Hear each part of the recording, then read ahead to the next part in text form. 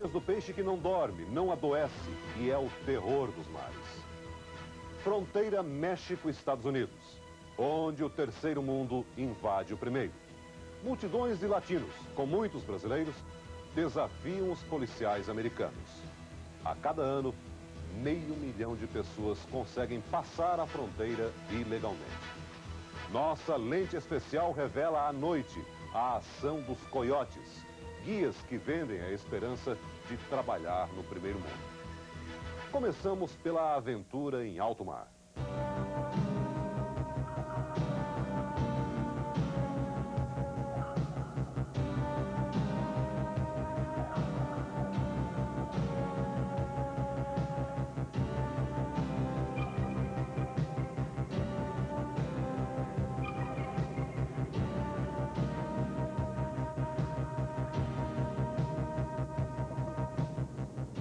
Tubarão.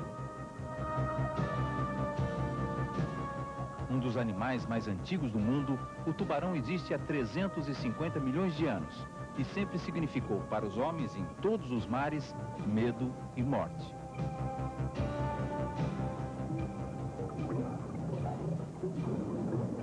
O Toa Shin Maru está saindo do Porto de Santos numa tarde calma de sexta-feira.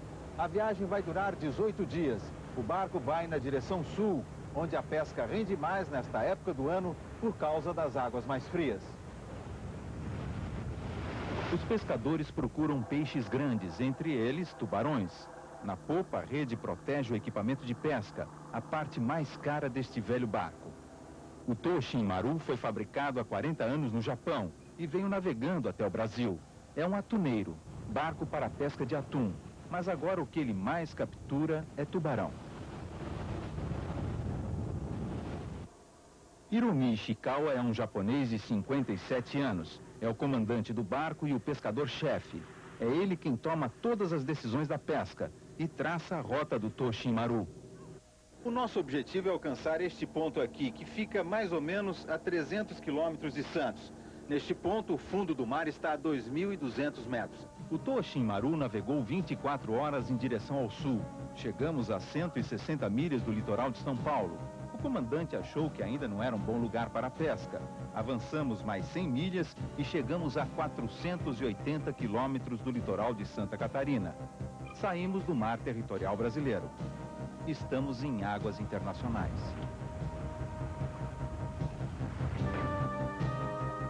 O tubarão é um predador voraz. Ataca presas maiores que ele, rasga e arranca pedaços. As vítimas podem ser outros tubarões feridos e até os próprios filhotes. Sua arma são os dentes, verdadeiras serras. Das 350 espécies de tubarão, cerca de 30 atacam o homem.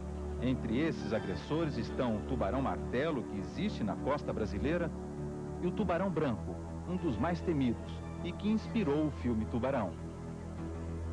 Os estudiosos garantem que mesmo tubarões grandes como o do filme nunca perseguem o homem por crueldade ou vingança. Eles atacam para comer e, satisfeitos, podem passar dias sem se alimentar.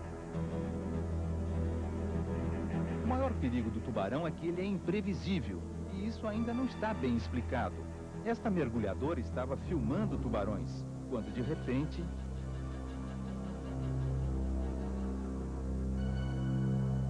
O perigo é o sangue. Ele excita os tubarões. A mergulhadora se salvou, mas a mordida custou mais de 140 pontos. Para chegar até o alto mar em busca de tubarões, o comandante usou, além da tradição dos velhos pescadores japoneses, a moderna tecnologia de seu país. Radar, navegador por satélite que dá a qualquer momento a posição exata do barco, e uma sonda que localiza os cardumes, revelando o fundo do mar. Os cientistas ficam fascinados com o tubarão. A cartilagem está sendo usada com sucesso na fabricação de pele artificial para o homem. Experiências com filhotes mostram que o tubarão é imune a infecções e não desenvolve o câncer. A cura para esta doença pode estar num extrato de células de tubarão já em fase de testes. Além do interesse científico, é cada vez maior o interesse comercial. A pele é usada para fabricar bolsas, cintos e sapatos. e a carne cada vez mais apreciada. No mercado, em forma de filé, o tubarão é chamado de cação, para não assustar a freguesia. Com tanto interesse, aumenta a pesca. 30 horas depois da partida, começa a pescaria no Toshin Maru. A tripulação está tirando as iscas de dentro do porão do barco. São 4 toneladas de sardinhas e também de lulas. Por incrível que pareça, a pesca de peixes grandes como o tubarão não é feita com rede, mas sim com linha e anzol, como este aqui. Mas a linha você nem imagina. Tem 70 quilômetros de comprimento, com 1.700 anzóis. É o espinhel, guardado na popa do barco e lançado ao mar numa operação trabalhosa que dura mais de 4 horas. As linhas são emendadas umas nas outras e presas a quase 300 boias. Elas sustentam os anzóis e servem para localizar o espinhel em alto mar. Depois de lançado, o espinhel forma longos arcos dos quais pendem as linhas com os anzóis que chegam a 30 metros de profundidade. Os peixes, atuns, espadartes, tubarões e outros mordem a isca e são fisgados. Quando amanhece, o espinhel começa a ser puxado. É o momento mais emocionante da pesca.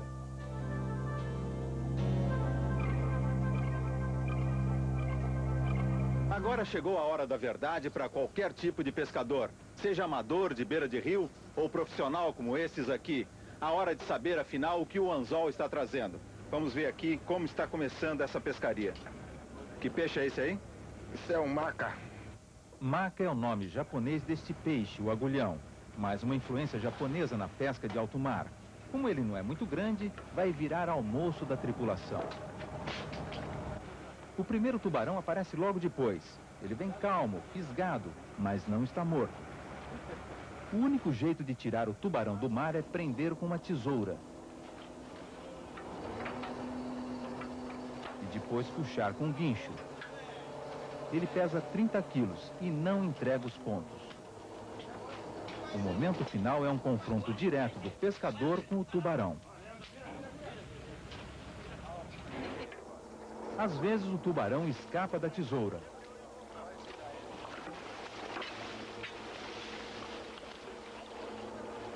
Mas não consegue fugir do arpão.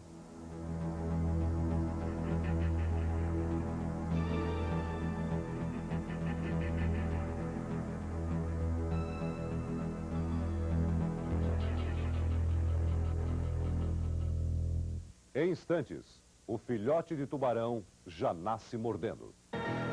Dia 12, Grande Prêmio de Mônaco de Fórmula 1. Domingo no Fantástico.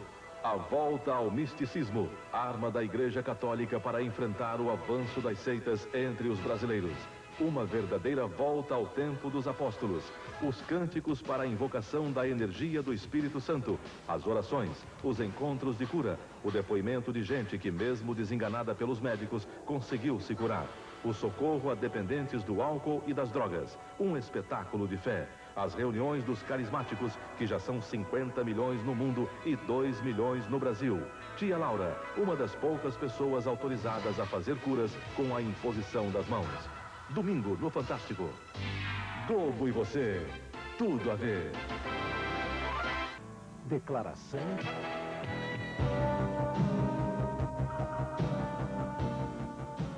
Só no primeiro dia, que nunca é o melhor da pesca, foram puxados 17 tubarões e mais 8 peixes grandes, num trabalho que consumiu 10 horas.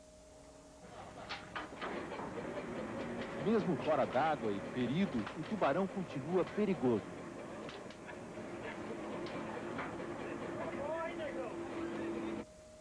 Os pescadores não param. A longa linha do espinhel é puxada com o barco em movimento.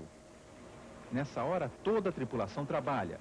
É preciso, ao mesmo tempo, recolher e enrolar a linha, tirar os peixes, limpá-los e guardá-los. 20 anos atrás, quando um tubarão era pescado no Brasil, a única coisa que se aproveitava era a barbatana. O resto era jogado fora. Chineses e japoneses fazem com a barbatana uma sopa muito apreciada.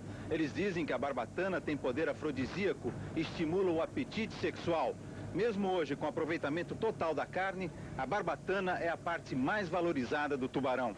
Os pescadores estão mais interessados no valor comercial da barbatana, exportada para a China e o Japão.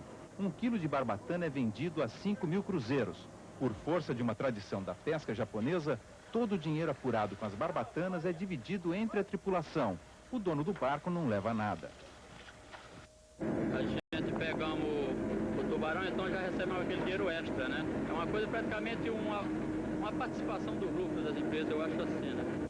O atum é o peixe mais esperado porque vale mais. É tão procurado que já chega em terra com o freguês certo, os restaurantes japoneses. O agulhão não é tão valorizado quanto o atum, mas o seu porte impressiona. Toda vez que é fisgado, provoca uma agitação no barco e desperta o orgulho do pescador.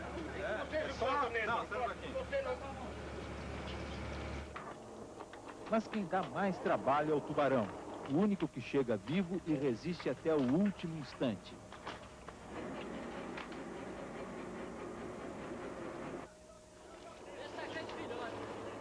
Os pescadores viram logo que este tubarão-baía era fêmea e que estava prenha. 12 filhotes, 7 machos, 5 fêmeas. O tubarãozinho ainda nem tinha nascido, mas já trazia o instinto de atacar. O que faz o tubarão um predador muito eficiente são os seus sentidos. Ele enxerga muito bem, tem um olfato muito apurado e, além disso, tem um sistema nervoso especial chamado linha lateral. São 2 sequências de poros dos 2 lados do corpo. Com esse sistema, o tubarão consegue perceber mudanças na pressão da água, como, por exemplo, as vibrações de um pequeno peixe nadando nas proximidades. O tubarão é o mais perfeito caçador do mar. E seu prato predileto é a lula. Tudo isso aqui são pedaços de uma única lula muito grande que foi encontrada no estômago deste tubarão. Vocês já encontraram lulas desse tamanho no estômago de outros tubarões? É maior do que essa, na boca do aniquim, no estômago do aniquim. O aniquim é o tubarão branco? É, tubarão branco. O maior tubarão puxado nesta pesca foi este, que veio com uma cara estranha. É um tubarão martelo de 70 quilos. Os peixes são guardados no porão. No final da viagem, centenas de tubarões vão estar armazenados aqui. É muito, mas os cientistas garantem que os tubarões só têm desaparecido em quantidade que preocupa na pesca próxima da costa e que a espécie não é ameaçada, por enquanto, pela pesca em alto mar.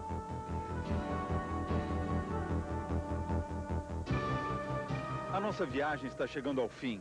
Foram 5 dias em alto mar. O porão do barco tem quase 3 toneladas dos melhores peixes que um pescador do litoral brasileiro pode pescar. Nós vamos ficar aqui, em Itajaí, litoral de Santa Catarina. Mas o Touxim Maru vai seguir viagem, sempre no rumo sul, em busca de mais atuns, agulhões, espadartes e principalmente tubarões. O velho pesqueiro volta para o alto mar. Touxim Maru, em japonês, quer dizer barco que navega no rumo do horizonte.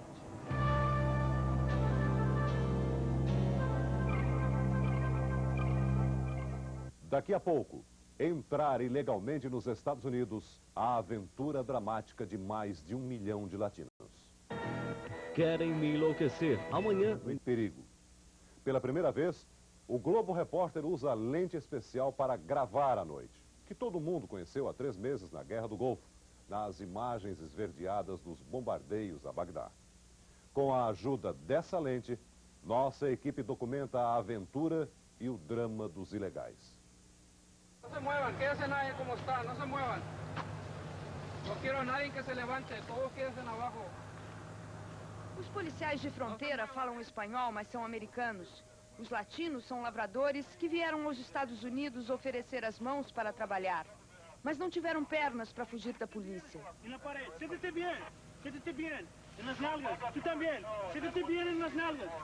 Entraram por um buraco aí e esconderam aqui, quando chegaram os oficiais esconderam aqui. O que vais fazer agora? Nos vamos a levar todos para a estação. tomar os dados e eles me mandaram para o México. Onde são? Todos mexicanos? Todos são mexicanos? Foi aqui que eu conheci o seu Armando Cavalheiro, um camponês que iria encontrar outra vez. Quise venir a trabajar y me agarraron, ni modo. Mañana vendré otro día de vuelta. Volverá? Sí, quiero trabajar. Allá gana uno cualquier cosa. Allá yo me gano como $15. Acá me gano 60 en un día. En un día gano lo de la semana allá. Aquí. Y hay que buscar la vida donde más gane uno. Pues la lucha es permitida. Esse é o único lugar no planeta em que o primeiro e o terceiro mundo se encontram. Eu aqui estou na cidade americana de San Isidro e ali começa o município mexicano de Tijuana. O México e os Estados Unidos são dois países ligados por mais de 3.000 quilômetros de fronteira e uma história comum. Do lado de lá dessa passagem, pouca gente se esqueceu de que um dia tudo isso já pertenceu aos mexicanos. Os estados da Califórnia, Texas, Arizona e Novo México. Os contrastes que estão nessa fronteira são tão impressionantes que fazem dessa fronteira um dos lugares mais cobiçados no mundo. O que existe de generoso na bela San Diego se esconde no horizonte. O primeiro mundo está trancado nos prédios fazendo negócios. O terceiro mundo está levantando os prédios. Os bem-vindos entram na América por uma fronteira legal, sempre engarrafada. Para quem vem na sombra e sai de tão perto e tão distante, só existe o caminho da ilegalidade. Na linha de fronteira, os mexicanos perguntam quem, na verdade, são os ilegais. Para eles, o que os Estados Unidos têm de mais duro está nos morros. A polícia vigia os que não têm documentos e querem passar. Os que não têm papéis encaram a polícia e essa é a história dos dois mundos que se encontram aqui. Nessa hora, quando o sol se põe, que a maioria das pessoas começa a chegar nesse lugar chamado El Bordo. El Bordo, na verdade, é o ponto mais difícil de atravessar para os Estados Unidos, porque é o ponto mais vigiado. É aquele que oferece um caminho mais curto até os Estados Unidos. Essas pessoas têm, então, que descer essa rampa, atravessar esse canal aqui embaixo, onde tem muita água de esgoto, subir essa rampa, pular a cerca do outro lado e correr para o mato. Pode ser longa a espera para quem vem à fronteira na luz do dia. Os mais audaciosos já estão dentro do mato. Esses imprudentes estão fazendo a travessia ilegal a pé e se escondem quando o helicóptero da patrulha de fronteira aparece. Nós assistimos a tudo de longe.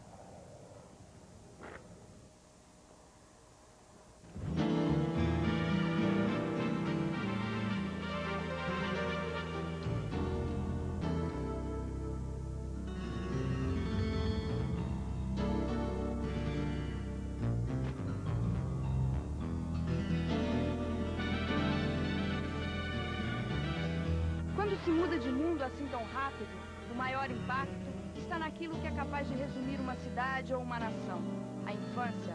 É aqui que começa a atividade mais marginal deste lado da fronteira, a dos coiotes, os que recebem dinheiro para levar gente para o lado de lá. A rodoviária é o ponto central da máfia de coiotes. Nossa câmera está escondida e eu estou com o microfone sem fio. Tomamos cuidado para não mostrar o rosto das pessoas. Me gustaría andar a los Estados Unidos, pero no tengo los papeles. Aquí es el local ideal, ¿verdad? Pues yo me imagino que sí. ¿Quién paga por qué? ¿Ah? ¿Quién paga por mí?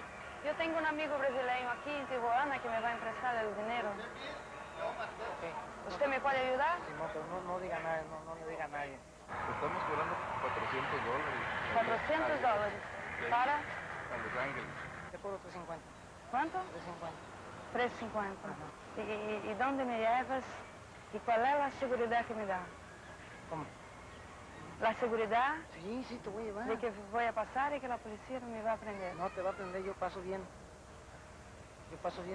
Ahí te recojo yo a las 8 de la noche. ¿A las 8 de la noche? Sí. Hoy. Hoy. Ahí la parada los camiones, mira. Ahí donde están los camiones. No, gracias. Os cinegrafista Paulo Zero agora filma com uma lente especial para não chamar a atenção. Bom, pelo jeito o velhinho desconfiou de alguma coisa, ficou com medo e desapareceu, porque eu encontrei com ele rapidamente, ele olhou para mim, deu uma volta e sumiu. Agora, existe um movimento estranho ali na frente da rodoviária, todo mundo comentando aonde vai a brasileira. Como, senhor? Não, graças.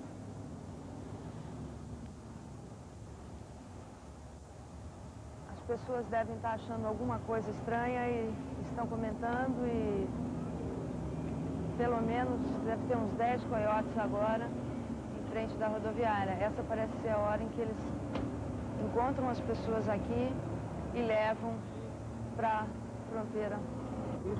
É fácil, né? Um grupo de coiotes me cerca de repente. Uma mulher insiste em me levar para os Estados Unidos, mas não quer conversar aqui na rua. Ahí está él, ellos, vete con ellos, váyanse con ellos, con estos muchachos de aquí. Ya llegaron ellos. Ajá. Váyanse con estos muchachos, ellos van a llevarla allá a la casa mía. Dile donde usted quiere, a Los Ángeles. ¿Qué tengo que hacer? ¿Vamos en un carro y después? Cuando llegamos a la frontera, ¿qué hay que hacer? Vamos a la casa y platicamos más a gusto. Entrar no carro é uma decisão difícil. Só aceito depois que a mulher diz que vai me acompanhar. Águida conta que compra as pessoas que os companheiros dela agarram na rodoviária. Ya me lo traigo a mi casa. Quanto compras a gente? $50. Eu revelo para o grupo de coiotes que sou jornalista. O que eles estavam pensando é que eu fosse da polícia. Na casa da coiote encontramos 5 rostos angustiados. São guatemaltecos e mexicanos que esta noite vão fazer a travessia para os Estados Unidos. O líder da quadrilha de coiotes é o marido de Águida. Esse rapaz era motorista de ônibus na Guatemala. Viajou 5 dias e 5 noites na esperança de chegar ao primeiro mundo. Você pensa ficar lá quanto tempo? Nos Estados Unidos. Pues no se sabe todavía qué suerte tenga uno. ¿Qué piensas hacer en los Estados Unidos? Trabajar. Realmente yo que tengo 2 niños. 2 niños. ¿Dónde están los niños? En Guatemala. ¿Piensa llevarlos después a los Estados Unidos? ¿Qué piensa hacer? Regresar luego con mis hijos. Más o menos 1 año regreso con mis hijos. ¿Nerviosa? ¿Por qué? Es que pues, es la primera vez. No sabe uno a qué viene. Con qué persona se tope uno, ¿verdad? Seu Bernardo pertence a uma máfia que age também na fronteira com o Arizona. Para ele, viver é mesmo muito perigoso. De los peligros más grandes que puede haber, porque no podemos ir armados. Un traficante va armado. Y si le quieren quitar la droga, primero se muere el que se la va a quitar.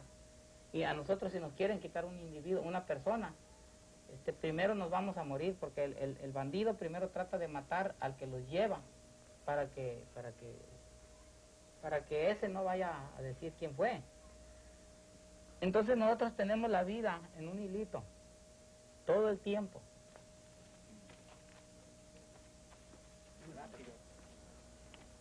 1h da madrugada e faz frio na cidade de Tijuana. Aqui começa a longa caminhada dos que não têm documentos. Os mexicanos e guatemaltecos terão que andar cerca de 1 quilômetro até a linha de fronteira. Depois que eles atravessarem a linha de fronteira, nova experiência para chegar até a cidade de São Isidro, nos Estados Unidos. Nós não poderemos acompanhá-los muito de perto. A nossa intenção não é a de comprometê-los, e sim a de documentar esse início de travessia. Mais uma vez, nós estamos usando uma lente especial capaz de reproduzir imagens sem a necessidade de luz.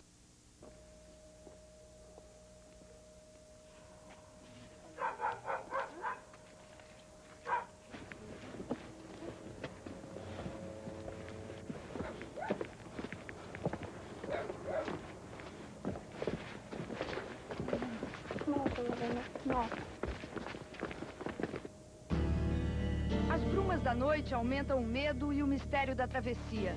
Eu lembro de brasileiros de Governador Valadares que já viveram esse instante.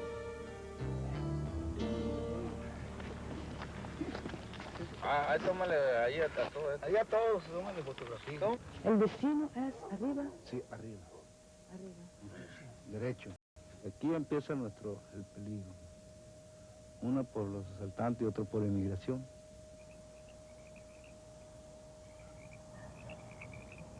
Esse lugar tem o nome de Canhão de Zapata. É um dos pontos mais isolados da fronteira entre o México e os Estados Unidos, nessa região de Tijuana. É por aqui que passa a maioria dos ilegais, principalmente em noites sem lua como hoje. Lá de trás daquele morro ficam os coiotes, observando a patrulha de fronteira e esperando a hora certa para dar o sinal para os ilegais. Nós vamos tentar chegar mais à frente para ver se nós encontramos um grupo de pessoas tentando atravessar. Os olhos assustados desse menino nos dão a ideia do risco que todos estão correndo. Ele tem medo de quebrar um pé e não conseguir fugir da polícia. Uma aventura, uma experiência. Experiências. De que tem mais medo? Los bandidos. Os coiotes dão o sinal do alto do morro.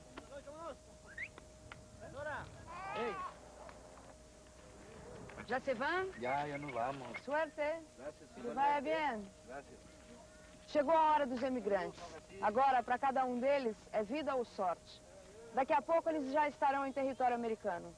Nós ficamos aqui porque o fato de sermos jornalistas não nos dá o direito de entrarmos ilegalmente em nenhum outro país. Os aventureiros sobem a montanha. Agora já estão com os pés no primeiro mundo. Dias depois eu fiquei sabendo que eles conseguiram chegar.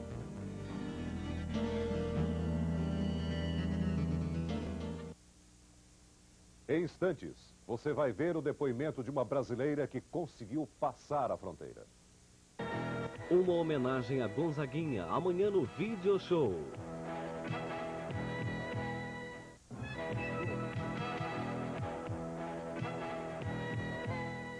Há milhares de brasileiros que hoje vivem clandestinos nos Estados Unidos. Muitos entraram pela fronteira do México. Você vai ver o depoimento de uma brasileira que lembra o horror dessa travessia. Ela conseguiu passar, mas muitos fracassaram.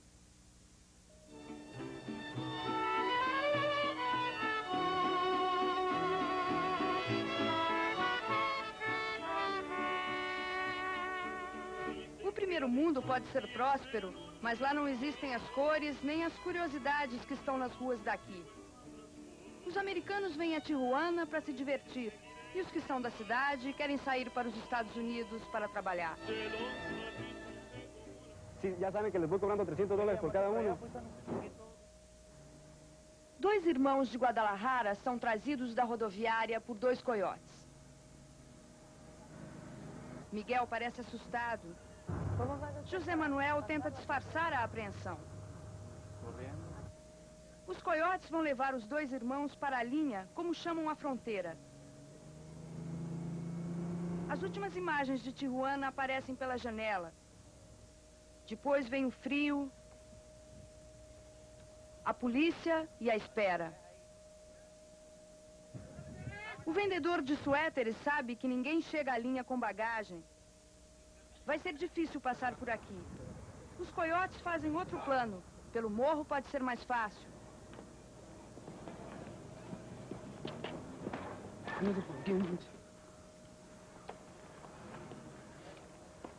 Nunca foi tão simples mudar de mundo. Olha, que nem é preciso pular a cerca que separa o México dos Estados Unidos. O buraco cavado por ilegais facilita a travessia. Será que foi por aqui que passaram tantos brasileiros? Entonces, ahorita nomás esperamos que se quiten la mira y ya nos vamos, ¿eh? No, ustedes no se despeguen de nada.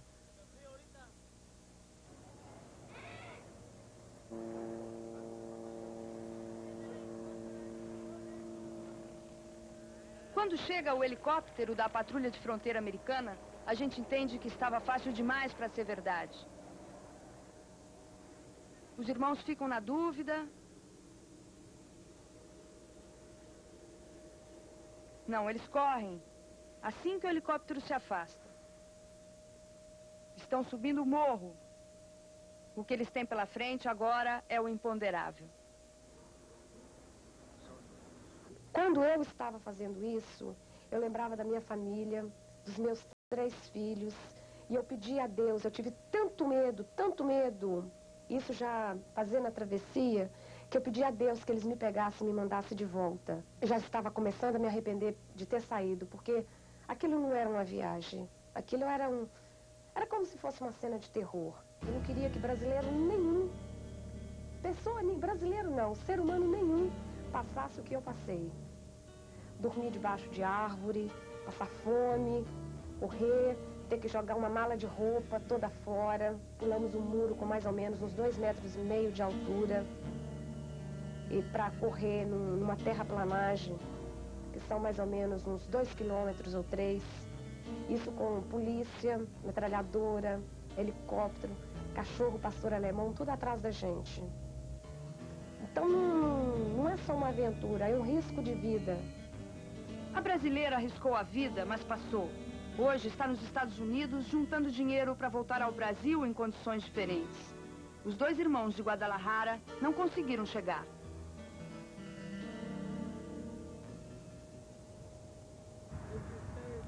O que te passou, Miguel? Anoche cuando pasé para adentro, yo y mi hermano brincamos para adentro por el cerro y los coyotes que nos iban a llevar al domicilio nos dejaron a medio camino. Más adelante nos agarraron unos cholos, nos robaron todo lo que traíamos. Mucho sufrimiento para uno mexicano, es mucho sufrimiento.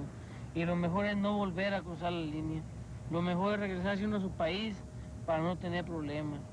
Porque antes de cruzar la línea, cruza uno la línea y luego se topa uno con los cholos, los golpean, los roban de todo lo que uno lleva, le roban todo. Entonces, pues, ¿qué va uno a hacer? ¿Para qué se va uno a quedar aquí? Aquí no es nada. Nos 10 dias que passamos na região de fronteira, conhecemos mexicanos como esses que ficam noites no mato para ajudar o primeiro mundo a ser o que é. Olá, que tal? Essa moça viaja com a filha Vanessa e o marido. Diz que se puder vai permanecer nos Estados Unidos para criar a filha. Se se puede, sim. Jandira sequer viu a paisagem do outro lado. Foi pega no meio do caminho. O marido não consegue dizer uma palavra. O policial conta que em cima da montanha, um patrulheiro tem lentes especiais para descobrir quem está fazendo a travessia ilegal. Foi por causa das lentes que Jandira e a família não chegaram aos Estados Unidos.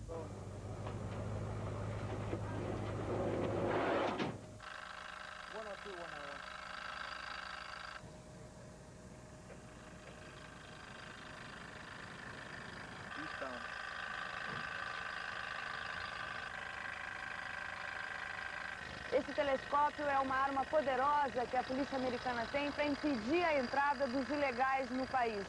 Esse é um aparelho que funciona com a luz das estrelas e é capaz de aumentar a luz ambiente em até 50.000 vezes. Agora, por exemplo, eu estou vendo um grupo de pessoas encostado na cerca, esperando, com certeza, o momento ideal para começar a travessia e passar a fronteira. Veja pelo olho da lente. Um policial encontra 3 ilegais escondidos no mato. Dá a ordem para que eles entrem no carro. Agora, um helicóptero escolta 2 pessoas até a polícia de terra. Imigrantes sem papéis foram detidos e algemados à nossa frente por policiais que estão cumprindo as leis americanas. Deixa a gente conversar um pouquinho. Agora não. Eles estão do lado de fora. Leis severas também para nós. São 2 mulheres e um homem. Deixa a gente tentar saber quem são. Não podemos. A seguir, na chegada ao primeiro mundo, os ilegais morrem atropelados nas estradas. Daqui a pouco, a 7ª profecia.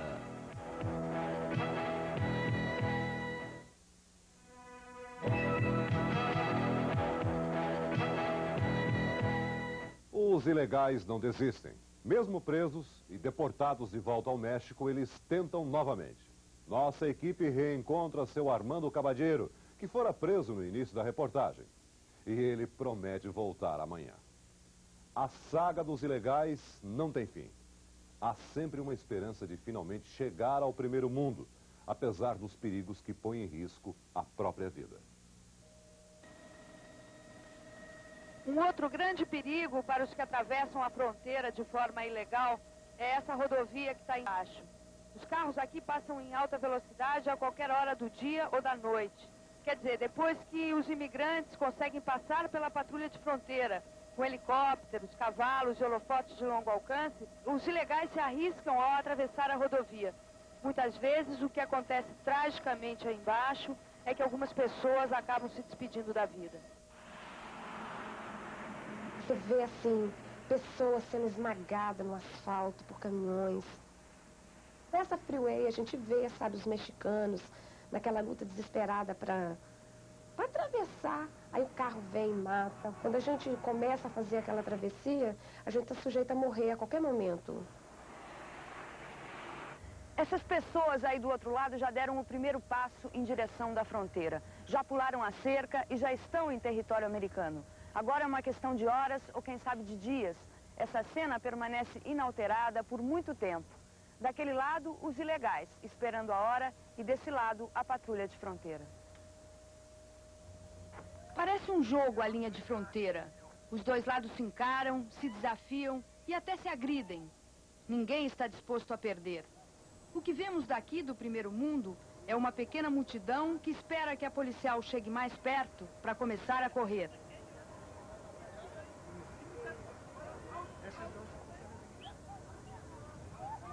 Eles estão tratando até qualquer coisa que podem. O esgoto é mexicano, mas o território é dos Estados Unidos. Agora estamos no México. O jipe anfíbio da patrulha e o cerco de helicóptero parecem ainda mais ameaçadores. Os ilegais agora são fugitivos que ficam encurralados à cerca.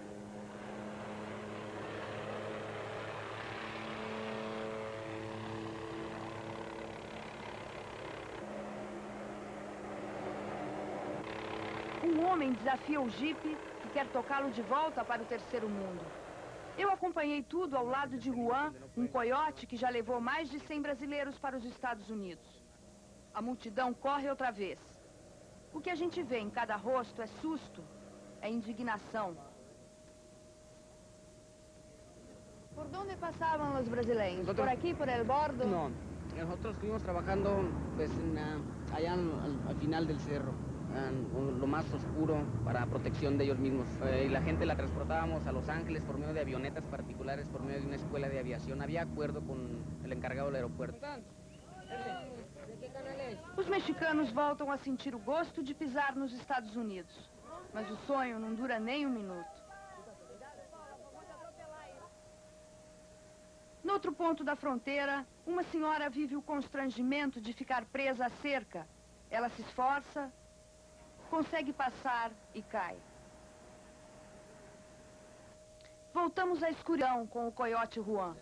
O que ele vai fazer junto com o grupo dele é entrar aqui pelo mato, pela esquerda, dar uma volta grande, porque eles têm que fazer um desvio para não serem apanhados pelo raio de luz daquele holofote da patrulha de fronteira. Então eles vão ter que andar muitos quilômetros até chegarem àquela cidade, que dá para ver daqui as luzes, que é a cidade de National City, na Califórnia. Juan, como está o caminho? ¿Allá mira, la migra? Es el vehículo que es migración. Es lo que vamos a tratar de burlar. Vamos, nos falta todavía la revisión que se encuentra en San Clemente, California. Es la última revisión que tenemos y de ahí para allá todo Estados Unidos es de nosotros. Os mexicanos detidos são deportados para o México. Pela fronteira legal, eles só passam na volta, nunca na vinda. O camponês que conheci preso no primeiro mundo, eu só reencontrei aqui. Já te vas? Dígales cómo nos tratan allá adentro. ¿Cómo te tratan ¿Cómo allá lo adentro? tratan allá? ¿Cómo te Se tratan? burlan de uno, lo humillan. Allí lo tratan a uno como animales. ¿Qué hicieron con usted? Siéntese en queches en allá y volteas para allá y lo tratan a uno. Sr. Armando, vas para casa agora? Voy para mi casa. Quando vuelves? Pues de aquí a mañana, yo creo.